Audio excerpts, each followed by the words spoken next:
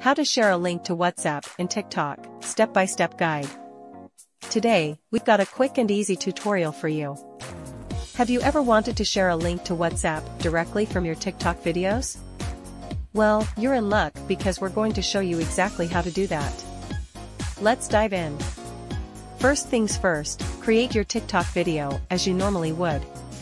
Add your content, effects, and make it engaging for your audience.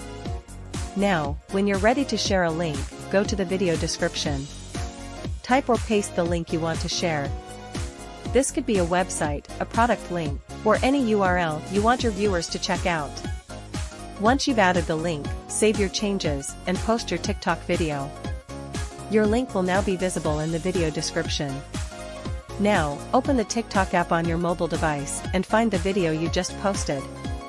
Tap on the share icon and select the copy link option.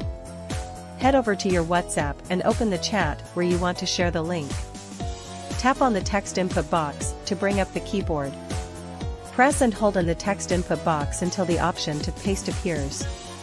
Tap on paste, and there you go. The link from your TikTok video is now ready to be shared. And that's it.